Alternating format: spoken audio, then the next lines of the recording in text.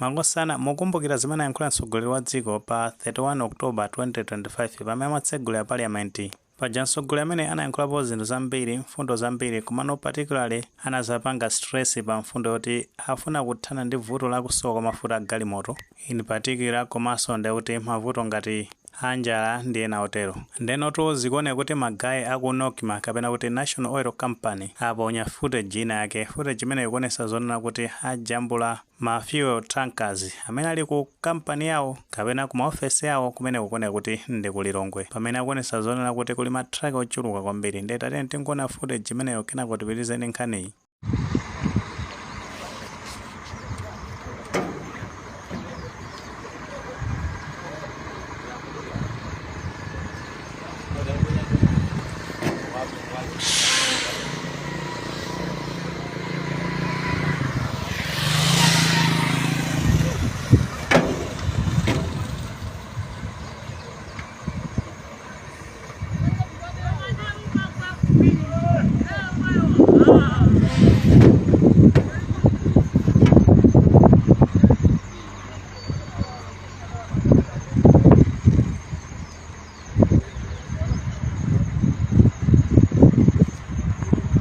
Chabwino taona pamenepo, tikaona bwinobwino zikuoneka zonena kuti kuli matraki enake oti ali mulaini oti apangidwa paki, nde pali matraki ena akuoneka kuti ali pa queue ulendo okufuna kukatsitsa fuel kumeneko. Mukakumbukanso pa speech yake ya president Professor Arthur Peter Mutharika ku parliament kumeko anazanena zonena kuti zimene iye amayankhula mtsogoleri wa dzikoyo ndi zimene amachita, ndipo zimene amachita ndi zimene amayankhula. Mawu amenewo anakhala kuabwereza now and again ma functions osiyanasiyana mpaka anafika pomanena zona kuti iye simbusa onena kuti amatha kulonjeza zinthu kumano kumapeto kwake kukanikanso kukwanisa zinthu zimenezo. Panotu ambiri titha kuchitira umboni kuti crisis yakusowa kwa fuel ikuoneka kuti yapangako normalize. So nimene zikuyenda padakale panopa anthu ambiri atha kuchitira umboni kuti tikapita pa fuel station sikumakhalanso ma queues ngati mene zimakhalira m'mbuyomo. Zimenenso tikapita ku zimene anayankhula mtsogoleri wa dzikoyo kunena kuti zimene amayankhula ndi zimene amachita zitha kuoneka kuti zikupanga male kapena kuti zikugwirizana zimene amayankhula mtsogoleri wa dzikoyo, chifukwa background chabe ya vuto lakusowa kwa mafuta a galimoto potengera kusinthana kwa administration kuchoka kwa chipani cha Democratic Progressive Party mu chaka cha 2020 kuzafika kulowa kwa chipani cha Malawi Congress Party chimene chinatenga leadership mu chaka cha 2020. Zinthu zinkaoneka kuti zili nomo mwina potengera kuti magayi a chipani cha Democratic Progressive Party nthawi imeneyo anayesesako kusiya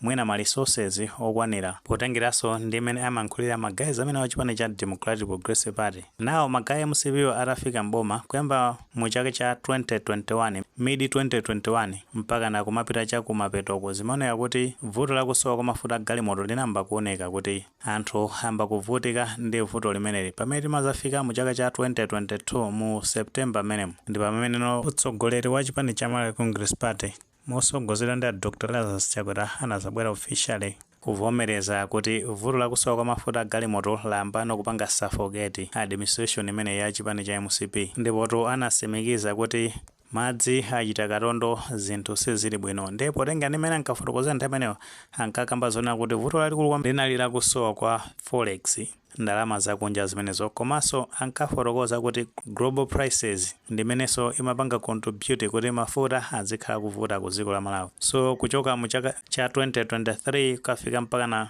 2025 ndoti anthu anakhala kuvutika kwambiri, ndito magona ma fueling station kumano magayi aboma amaoneka kuti ndobalika kwambiri, alibenso ma solutions kuti athane ndi vuto limeneli. Amayesera kuthamanga kulowa uku kutani komano zimaonekabe kuti sizimaphula kanthu mpaka nano kuzafika paja pogulisa foja adakale kumunda tikhope kuti ambiri tikusatira bwino kuti magayi amene wawa anazapita ku Kenya kumeneko anazakatenga katapira kumeneko ma dollars, ndito cholinga chake ankafuna zona kuti agule fuel ku Saudi Arabia. Ndi paja ankabwera kumazakamba zona kuti ayi pano ndito fuel sazivuta, fuel azikhala ngambwingambwi, akunena zona kuti apangano deal ya government to government fuel akhala kupezeka anthu sazivutika so ndi fuel. Komano ambiri anangodabwa kuti fuel government to government ndikuti anangopeza zoti wakhala kandi mwezi umodzi ngati unathaso mweziwo vuto layambaso kupitirira. Ena nkumazanena kuti kapena kumene kwanangopita ongovala mikanjo zimene zimatanthauza kunena kuti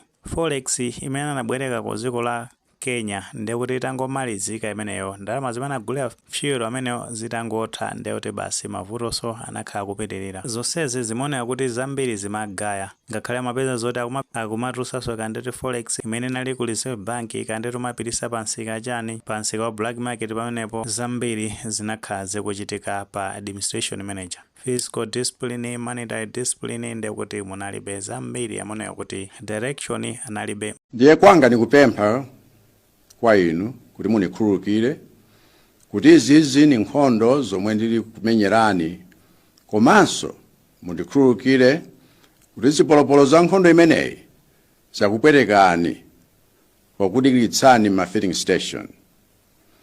Komano chomwe ndikufuna mudziwe nchakuti anthu akunokima omwe apanga zinthu zosokoneza mafutawo niwadziwa, ndipo akudziwa kale kuti potha zisankho sabata mawali ntchito zawo. Mpaka na Dr. Joseph Banda anazafikanso pomayankhula kumafotokoza kuti zinthu zimene zimafuna network komanso zimafuna kumafunsa anthu ena kuti kodi mapanga bwanji, ndipo tengera kuti magayi amene ajamana kuti anali ozikuza kwambiri ozitukumula kuti amazindikira chilichonse samatha kufikira nzawo kuti angathandize motani. Analinso mafactors ena amene anapanga contribute kuti crisis ikhale ikupitirira ku dziko la Malawi. So mtsogoleri sakuzindikira kuti aponda pati kutenganso magayi amene anthandizira administration akuona kuti nawonso ndobalika zambiri sakuzitsata. Zotsatira zake ndekuti ndi kuchiphompho kumene dziko la Malawi limalowera mosatamandira administration imene iliko ya chipani cha Democratic Progressive Party. Komano titha kunena zoti magayi a chipani cha Democratic Progressive Party administration imene ndekuti it's 3 months and a half,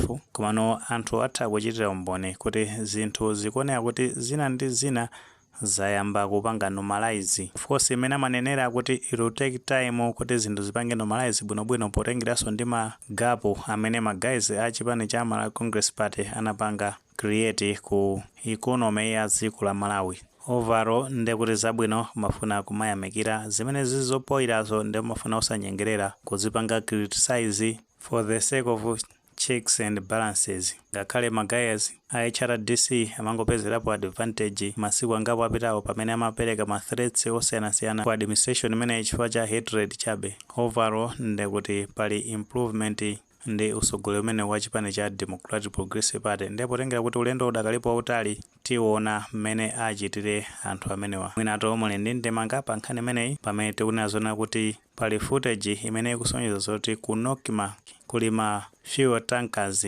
ochuluka amene akusonyeza kuti supply ya fuel yayamba kupanga improve ku dziko la Malawi. Ngati maganizo amene alipo tifotokozeni comment section, koma molemekeza maganizo anzathu tsawelo panga like video imene komanso panga subscribe channel chimene cha Fox Malawi News 8 ndicho kuti nkhani zambiri zikamachitika ndoti zitha kufikirani mosavuta.